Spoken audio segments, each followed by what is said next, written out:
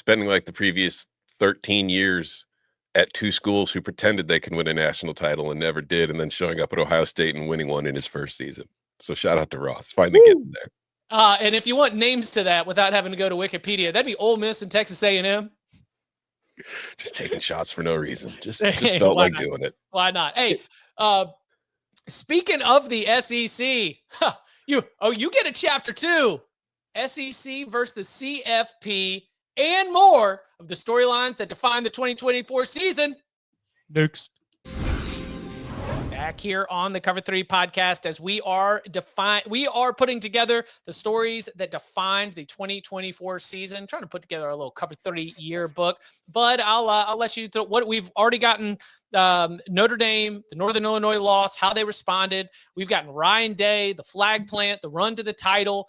Where do you want to take this next? Let's start a new chapter. So, since you teased a little bit, I think when I asked on Twitter, like to make sure I wasn't missing anything in my notes, and I thought the Cover 3 tailgate responded just incredibly. A lot of it was like Bama post-Saban, but I really think it's kind of the SEC post-Saban, and nobody's stepping up to truly fill that void. Maybe that is all these SEC teams cannibalizing one another to where none of them are special teams. Like I think there's a lot of good teams. It's still the most talented league, but it's probably a lot more balanced out because you have teams like an Arkansas or an Ole Miss who probably fell short of their goals, but still, Ole Miss beat Georgia, right? Arkansas beat Tennessee. They would knock one another off a little bit. So I think like the void that Nick Saban left hurt Alabama, but also, the SEC was down this year. Like even Josh Pate admitted it the other day. Like it was down, and like that takes a lot, right? So, I heard it on his show. Yeah, right. And I personally, I think it's going to bounce back in a major way this year, but it was really not a good league this year. It was a deep league, but it wasn't a good league at the top, which is how we generally measure leagues. Like who are your best teams, and quarterback play was a part of that. But also I think, Saban leaving is also a part of that. It's a basketball league. It is. And a baseball league. Do you think that's paying off for them, by the way? Like, do you think SEC fans give a damn about basketball now? Yeah. I think Alabama and Auburn fans definitely do. Some of the venues they've had, I think that's one of the genius things they've done is they've taken some of the passion that they've always had for football and translated it into basketball. Like a guy like Bruce Pearl, what he did, like bringing some of that energy there, he really embraced, let's come out, let's make it an everything school.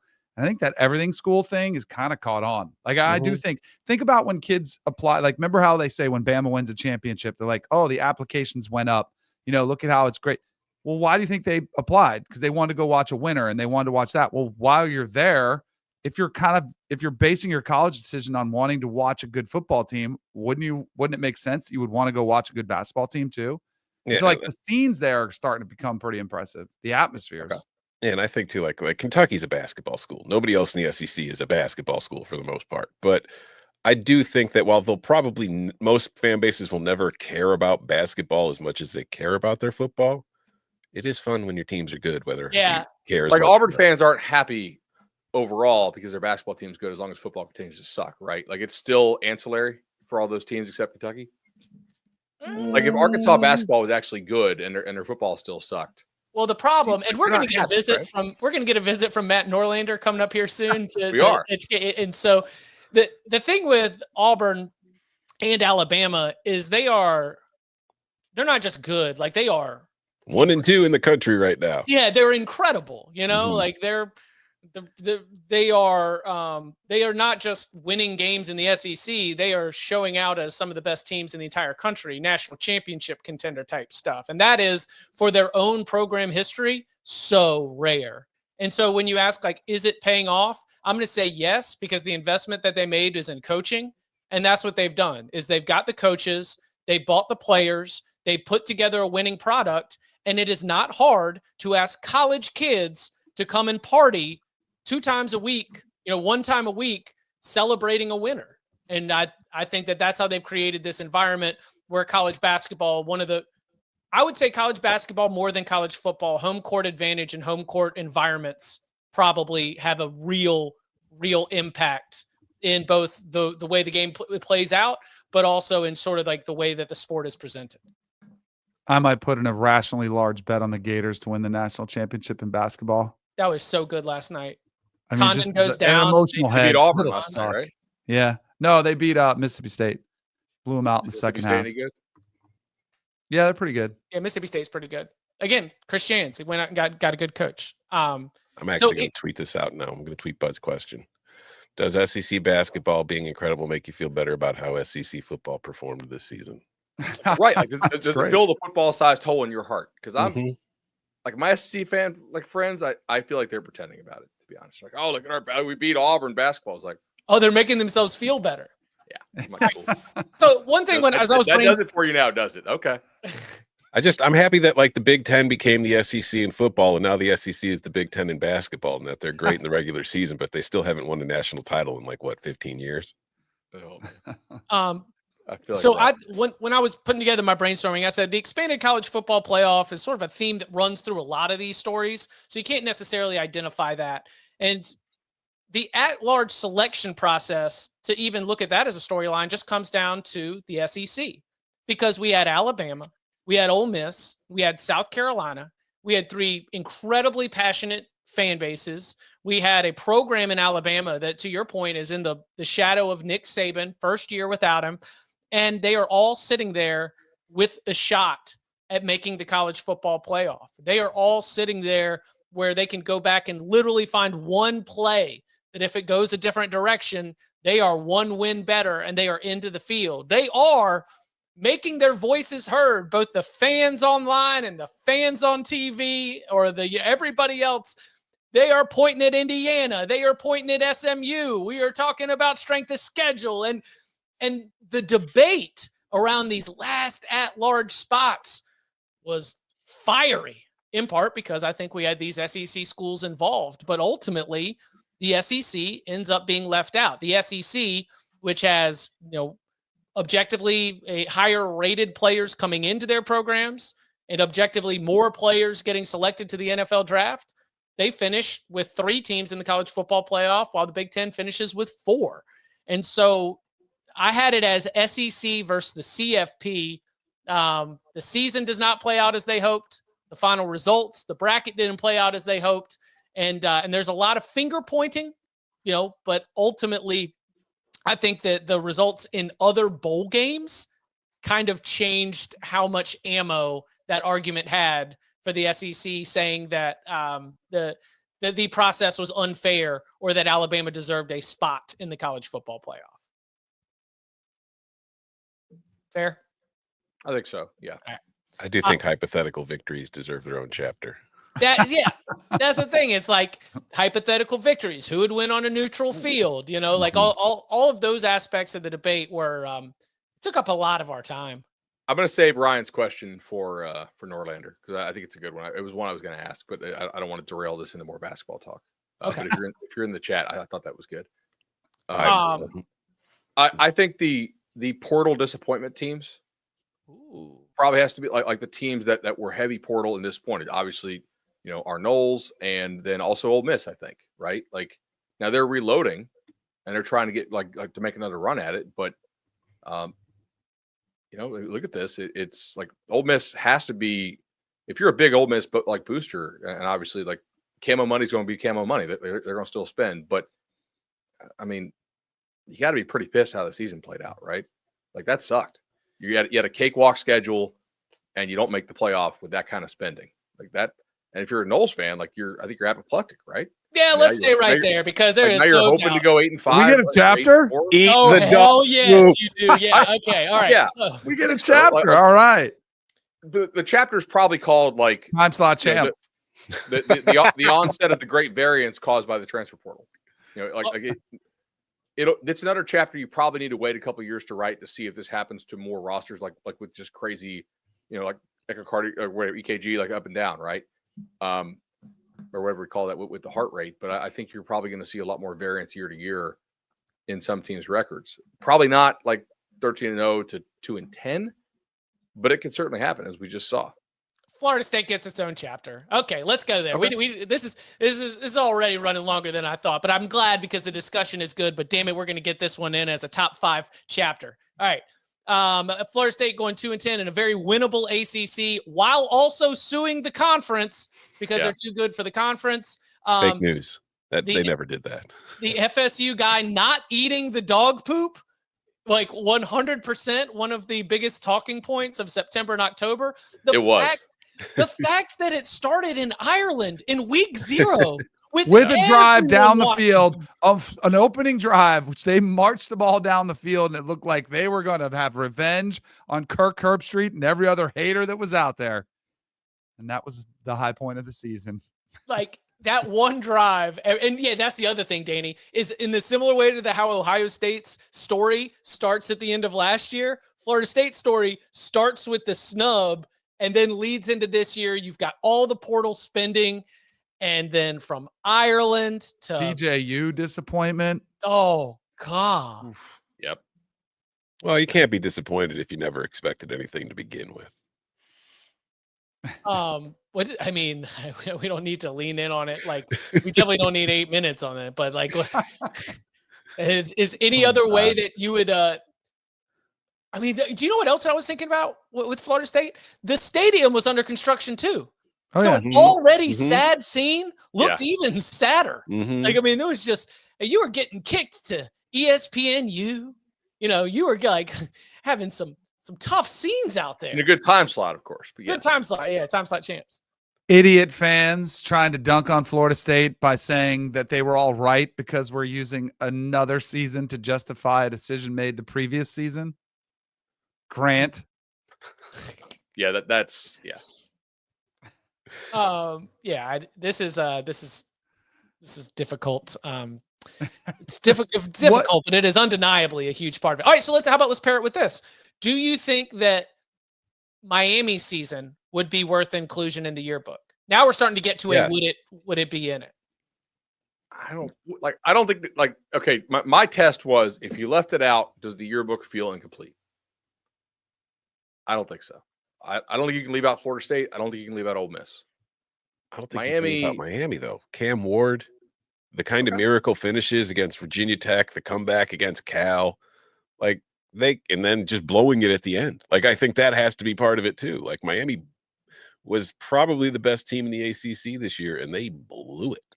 Yeah. I think the recency bias is probably coloring, how if Miami had won the ACC championship, we're talking about it real fast, even if they're a one and done in the college football playoff.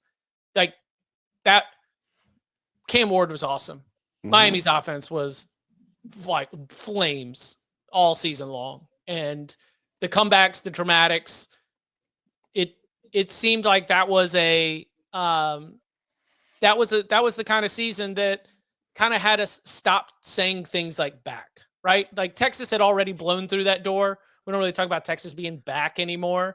Miami is. Now, Miami is not what Miami was in that you're winning national championships, but what Miami is much better than where Miami was. Mm-hmm. So I'd say Cam Ward. I'd say Cam Ward definitely deserves a spot in there. And if you wanted to package those two together. I have a couple chapters I think need to be in here. Same. I've still got a list. I think you could go with Ashton Genty and Travis Hunter as separate chapters for the seasons that they had, but I would put them together because it's just the unique quality of the seasons they had, and also like the debate that it led to as far as the Heisman, because like it was an angry debate, and it was the angriest kind of debate that I remember, like online and just even among like actual voters since 2016 when it was Lamar versus Deshaun Watson. Like, because that got pretty kind of, Clemson fans were a bit they were a bit Ohio State-ish at that time of the year when Lamar won the Heisman, and then when they went on to win the national title, it just got even worse. But I just think that you look at the seasons both had. Genty had a spectacular year.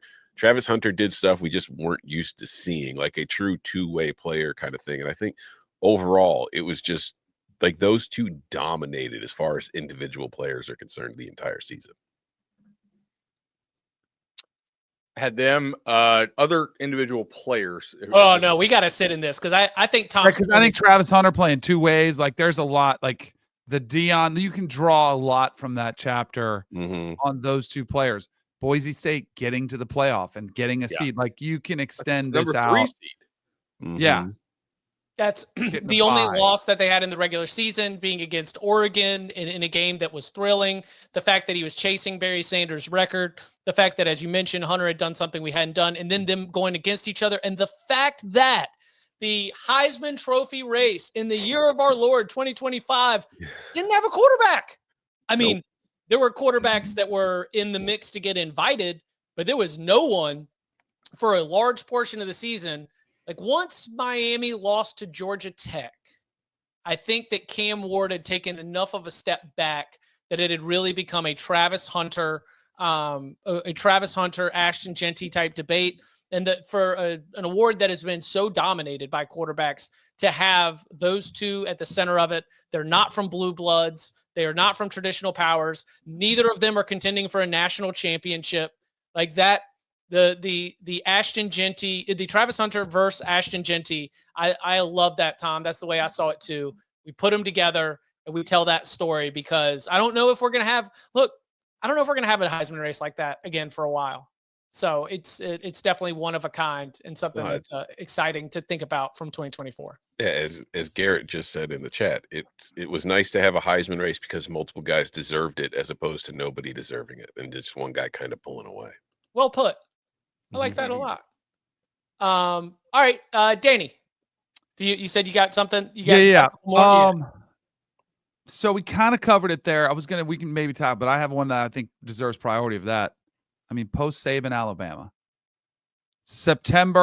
Going from September, where they beat Georgia and feel like they're on top of the college football world, to then losing to Vanderbilt, to having the ups and downs that they did.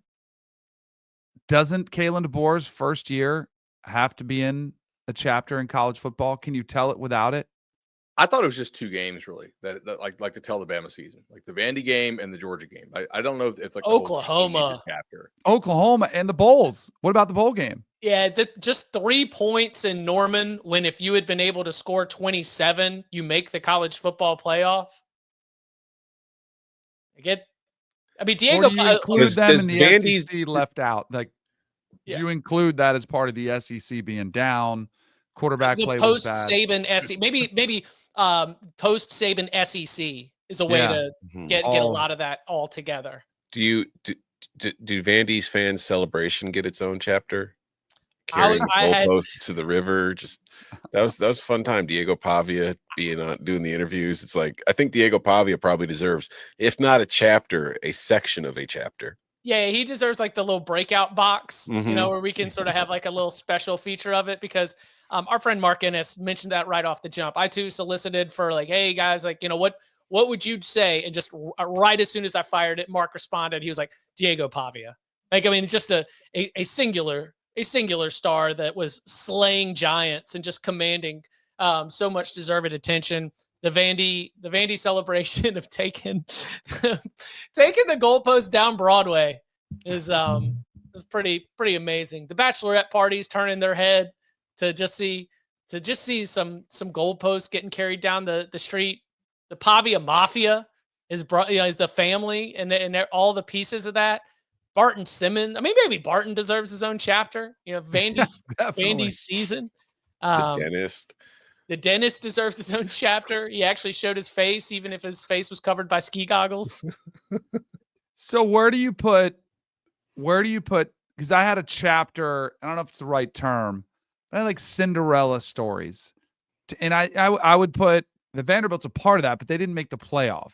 Indiana. Like, I think there are teams like Arizona State, Indiana has to have SMU, first year in the ACC, and I know they probably don't want to be referred to as Cinderellas, but they were teams that a lot of people did not pick, and they might be perennially in this conversation. But the first year of the expanded playoff, like newcomers, maybe new college football, like new bloods, some chapter like that where you might be seeing these teams more often, and then breaking that barrier. Which it feels like in the 4-team, it was much harder, clearly, but we'd always have that, who's going to be the team that gets there the first time. And we had this many teams in the first year of the expanded playoff get in for the first time. I would have the Ohio Bobcats in there. And then also, I think that like Army and Navy both being good enough into the season to be like talked about as possible playoff teams, I think is huge, because it's been a long time. I mean, we have seen one of them be good in a given season. We haven't really seen two of them be as good as they were this year in a while. And the fact that they were both doing it while in a conference, because Army had joined the American, I think that's part of the story too. But I definitely think like Indiana deserves its very own chapter, just because like we all kind of expected SMU would be good in the ACC. Maybe we weren't predicting they would win the league. Nobody, like we were like, hey, Indiana with this schedule, they can get to a bowl game this year. Nobody saw what happened coming. Third place in America, right? The bronze medalist of the 2024 season. Only lost to Ohio State and Notre Dame, right? Their own chapters a little bit. Do we put Arizona State in this too? I think I think that would be the chapter. Yeah, I would they actually won games in the playoff. I would have an entire chapter for the Big 12, because like that conference literally flipped on expectations. All the teams we thought were going to be good were bad, and all the teams at the bottom we weren't expecting much from had great seasons. Arizona State, BYU, Colorado, all of them. I had chaotic Big 12 title race ends in a 4-way tie, and I had Cam Scatterbo leads Arizona State into the playoff. That probably does need to all be combined into one little.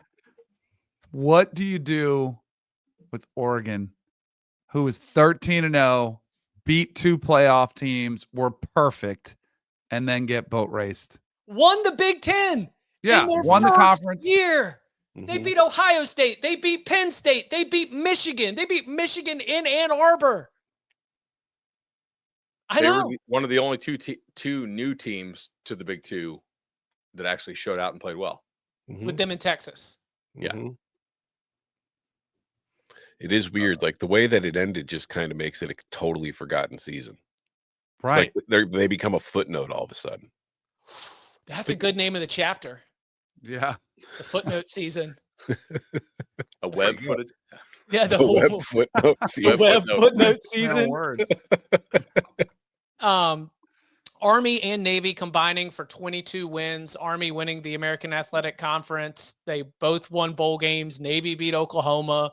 I definitely think that the historic year for the serve. They were both in the top 25 at the same time for the first time since like the 60s or something crazy like that.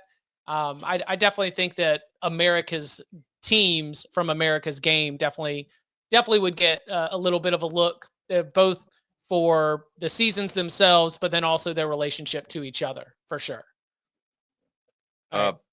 Probably Ohio.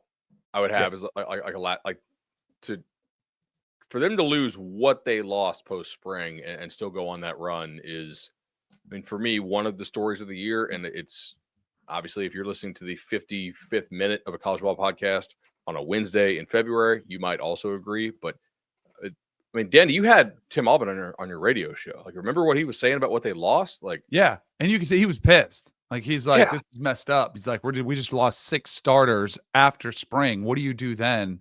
And for him to do what he did was absolutely phenomenal. It's crazy. I would also hold on, but I know DK's got to run to CBS Sports HQ, but I want to make sure he sees this one from the tailgate. Forget the college football book. What about the cover 3 book? DK skimping out on the beard bet. That deserves a chapter. Bud and DK hating America. Also, because that ties into Army Navy, right? Just continually betting against Army and Navy and believing their success was scammy. Chip Sicko Mode Evolution and so much more. Anything else in the cover 3 book that we would need to the live show?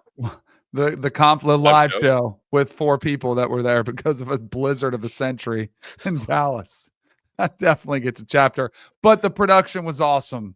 And what the company did to help us out and get us there and put it on was phenomenal. But just there were screwed dozens, over by the blizzard. okay? Dozens. I think we had 80. Yeah, about 75, 80, something like that. You know, and I feel like I met most of the fact the Live Nation guys were also there and they saw how much snow you had to get through to get to the live show is like very good if you want to do a future show. Yeah. On the opposite side, we're doing all these happy stories for teams. I would do we talked about Florida State, but what about Liberty, who is a team that we look at in this new Conference USA as they're supposed to dominate that league just because of the financial advantages that they have. And we're currently in a state of college football where financial advantages are probably more important than ever before. And yet QB, you needed the bench, I think. And I remember Salter tried to transfer Didn't really get any interest. I think what happened is he didn't actually have the credits to transfer, and then you come back and you lose all your leverage in NIL, right? Because they're like, oh, yeah, where are you going to go, right? But that doesn't necessarily make the employee happy when he comes back. He's like, yeah, well, he's not an employee because the school says he's not. But that's how it was told to me. So I wonder, like, what his happiness level was throughout the season. Yeah, and for them to go 5-3 in conference play, including losing to Kennesaw State, who was previously winless at that point, just an absolute turd of a season for Liberty. And then speaking of turds of the season, Purdue having maybe one of the worst seasons I can remember from a power league team in a long time. What was like half their losses they gave up at least 50 points in, and like the other ones were all at least 30. Just absolutely dog walked week in and week out, except for the Illini game where they were suddenly great, but they still lost. Or shout out to Ryan Brown, Yeah, North Carolina That's quarterback. the kind of team I think will have a big turnaround. You think that Purdue will have a good turnaround? Yeah, just because they're going to win 3 games. Like, there's no way that's just roster talent. Like, Purdue's always had some of the worst roster talent in the Big Ten, and they're never that bad. Like, to me, that was like culture, quitting, that type of stuff. So. Yeah, I expect they'll lose a lot of games next year, but they'll be much more competitive in those losses than they were this year. At least, God, if I'm a Purdue fan, I hope for your sake they're more competitive in those losses than they were this year, because those games were done by halfway through the first quarter most weeks. Do we want a chapter on like just the lack of good quarterback play that all the top teams had? Like the year of good teams, not good quarterbacks? It's not worth its own chapter, but Carson Beck going from Heisman favorite, number 1 pick projection to injured and transferring out. Maybe he's the cover athlete of the failed expectations of quarterback play. I mean, what quarterbacks in college football lived up to their preseason expectations? It probably is the SEC chapter, to Ryan's point. Like Shador did. Cam Ward did. I don't think any league had quarterback play that was so far below expectation other than the SEC, right? Right. Like DJU sucked, but like Klubnik played up to level. Cam Ward played up to level. I think Ohio State got what they wanted to get out of Will Howard. Clearly, Gabriel was worth the money totally for Oregon. I mean, like people were talking about Drew Aller coming out and maybe being the first overall pick, which I thought was silly, but talent-wise, like he had a lot of nice moments. Carson played really well for Indiana. Carson turned into a turnover machine. Nico wasn't quite what a lot of people thought Nico was going to be. Jackson Dart, I think, was not the problem in Ole Miss, though. I think Jackson Dart was everything you needed him to be in Ole Miss. The rest of it, just a couple weird losses. Jalen Milroe, maybe not what you were looking for. No. Yeah. Wegman not playing up potential. And what's the final grade on Quinn Ewers? Hey, he's Quinn Ewers. Quinn Ewers. Yeah. There's some throws he can make, and there's some he just can't. Was Georgia Tech game of the year? No. I thought it was. Go ahead, Tom. I was going to say Alabama, Georgia, or the first Oregon, Ohio State. Yeah, I think so. First Oregon, Ohio State felt like the Alabama, Georgia game was theater. Oregon, Ohio State felt like a better football game. Yes.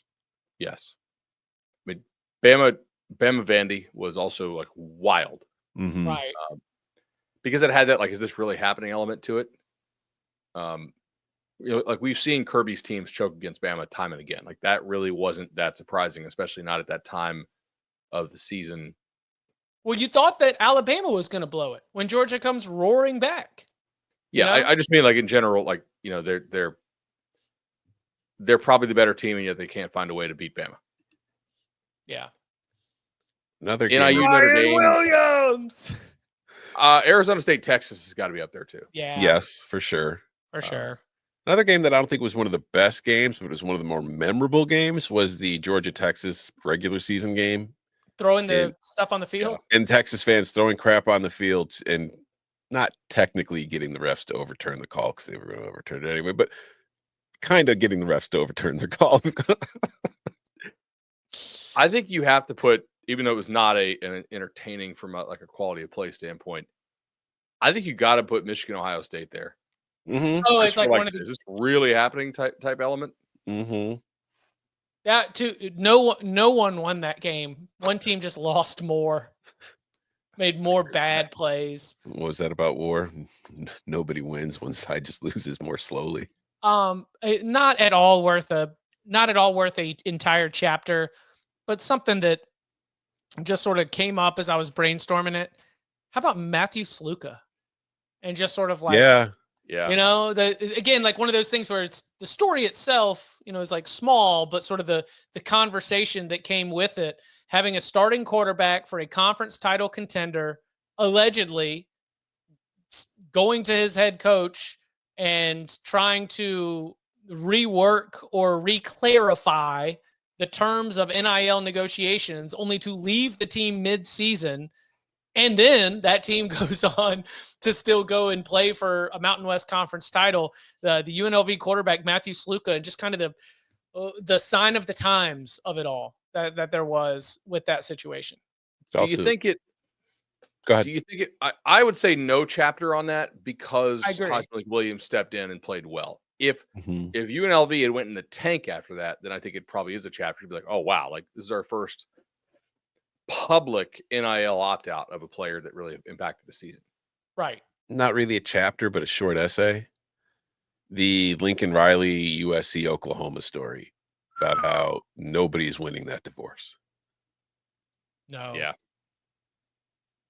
One of them got the country club membership. The other one got a house, but now they've been punching the greens and the country clubhouse is under renovation and the house has sprung a leak in the front yard. It's a tough scene out there. Nobody's winning. It is strange how like both of those programs are pretty much in the exact same place as the other one right now. Yeah, I would agree with that one. A lot of hot seat coaches ended up okay. Again, not a chapter, but just something that came up during brainstorming. Billy Napier, Sam Pittman, Dave Aranda at the top of every hot seat list going into the season. Varying levels of success from all three, but all three are back for 2025. So that was something interesting that came up when I was trying to think about some of the big storylines of the season.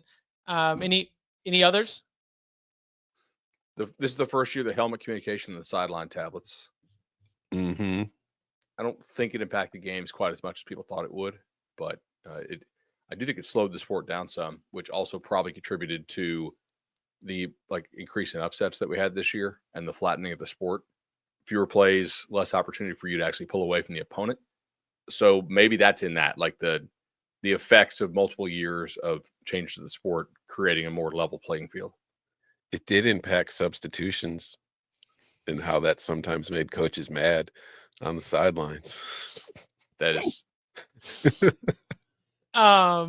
Yeah, that was somebody did send in Brett Bielema deserves his own chapter both for Illinois season, but especially I'll be writing an Illinois book on its own with plenty of different chapters. I don't know if Illinois deserves an actual chapter in the 2024 season though. Yeah. Okay, let me make sure.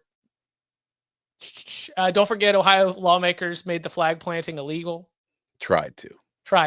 One Ohio lawmaker. Ohio lawmaker. Pittsburgh 7-0 start, then 0-6 collapse. Not going to make the book, but we get like one of those at the power conference level every year. Illinois did it. That's what got Ron Zook fired. Like a 6-0 or 7-0 start when you just lose out the rest of the way. Definitely something. Let's see. I got into the numbers and I was like what was the most read stories of the season? Y'all like rankings. I'm sorry. That's one yeah, people love rankings. But one of the stories was actually one from the month of December that really resonated. Was a story by our own John Talty about Darian Mensah's deal at Duke as being a sign of the time for the quarterback market. So, the way that it, again, not a chapter, but certainly probably a storyline that will carry into 2025 and beyond. It's just sort of the way that schools are choosing to apply the positional value to their NIL payments and how they structure their budget in what is essentially a salary cap. So